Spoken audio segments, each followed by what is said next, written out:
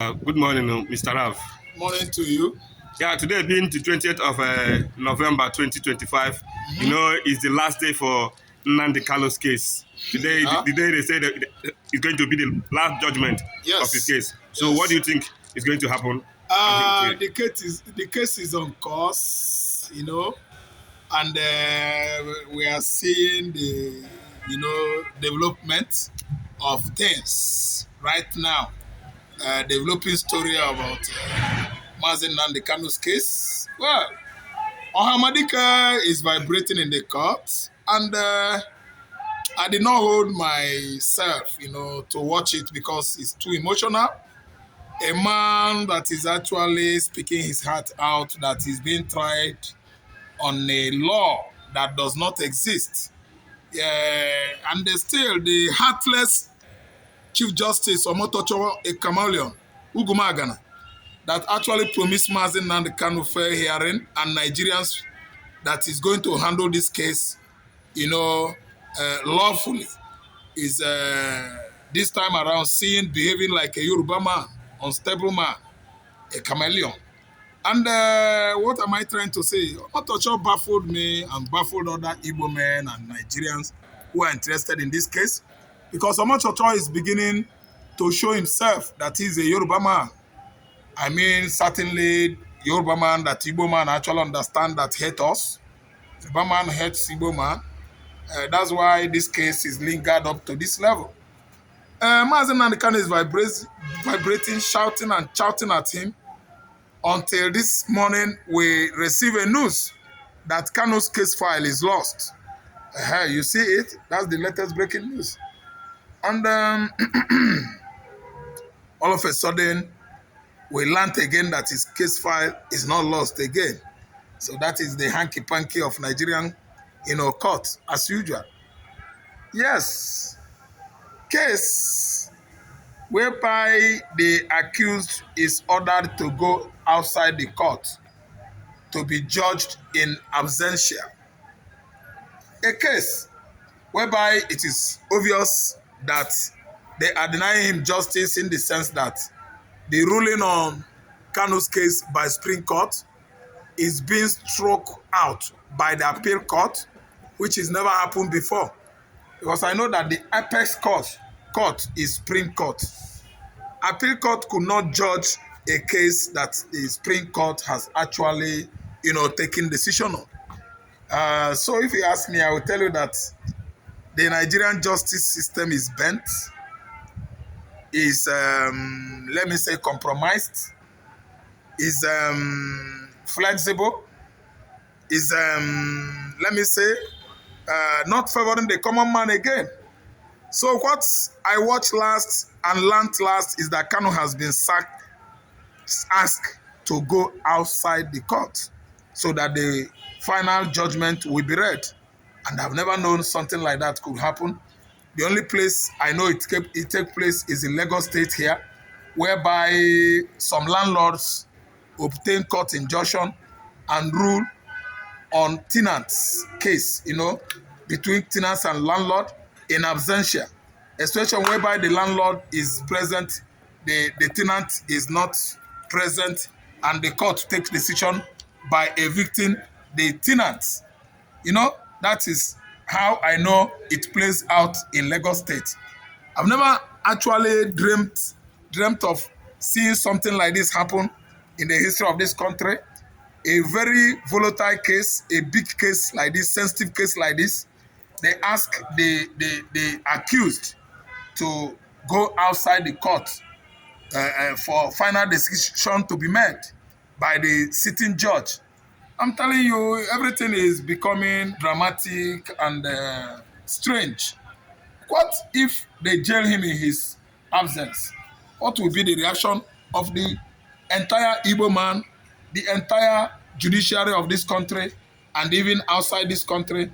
What will become of the diaspora Igbos that are very much interested on Mazi and the case? I think everybody will express, disappointment. Yes, disappointed because you can't rule me, you can't jail me in my absence. Although what I did is not unlawful, that's where Mazi and the Kanu is heading to.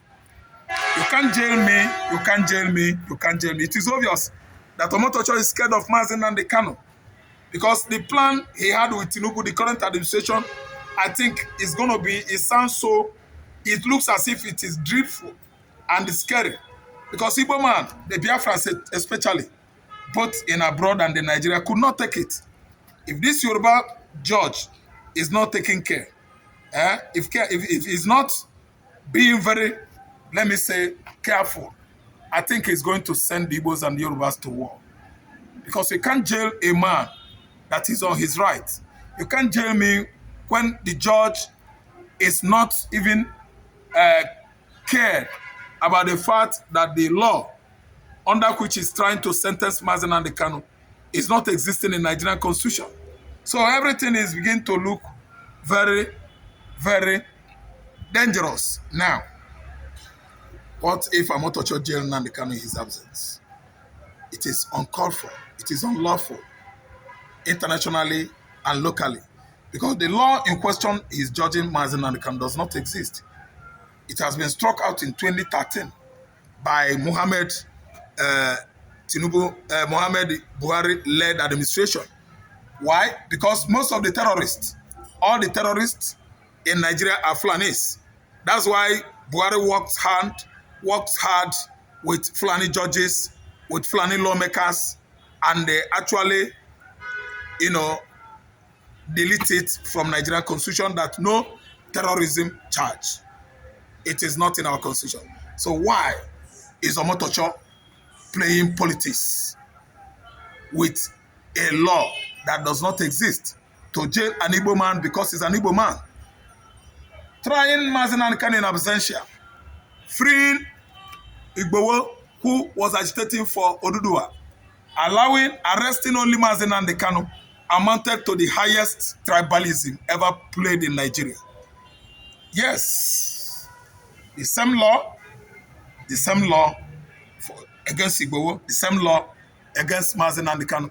Why holding on MAZI Nnamdi Kanu and why sentencing him in his absence? Yes, has actually depicted reasons why the Igbo man is highly hated in Nigeria. Over hatred on Igbo man. You can't sentence a man in his rights. You can't sentence a man on a law that does not exist. You can't sentence a man you kidnap from a foreign land and brought him into your land and still sentence him. And you are the one that is culpable to be sentenced. If Nigeria could be a man, Nigeria is the one that actually kidnapped MAZI Nnamdi Kanu from Nairobi, Kenya into Nigeria state today. And yet, a judge that is not qualified, a judge that does not know law, a judge that has no knowledge of international law, whack justice, trying to sentence an innocent man, MAZI Nnamdi Kanu. Igbo, Ndonu, Igbo. I'm saying sorry, I'm an Igbo man. But I'm saying sorry, Atoeze, you're an Igbo. Sorry, Governor Charles Soludo, you're an Igbo. Sorry, Hope Ozodemba, the bestial governor of Imo State. Sorry, Governor Peter Mba, you're an Igbo, a monstrous governor of Enugu State. Sorry, Francis Nwaifu of Ebonyi State, a monstrous governor of Ebonyi State. Sorry, Atoeze Nubo, I repeat, because you are now a father to all Igbos. You see what you are doing yourselves. You see what you are doing the Igbo. You see how you have brought that state, that nation, that race, that tribe down as a result of greed, political greed, as a result of names that you are making, both internationally and locally. Your position in this government, I have not seen you. Igbos, Tinubu has not given you any position. Key positions in this current administration are given only to his kinsmen, and we are here watching our son lamenting, crying for help, and no one is coming, and no one is listening, and no one is hearing. Sorry, Igbo nation. MAZI Nnamdi Kanu might face any music, might face wrath of lawless Nigerian administration under Bola Ahmed Tinubu any moment from now.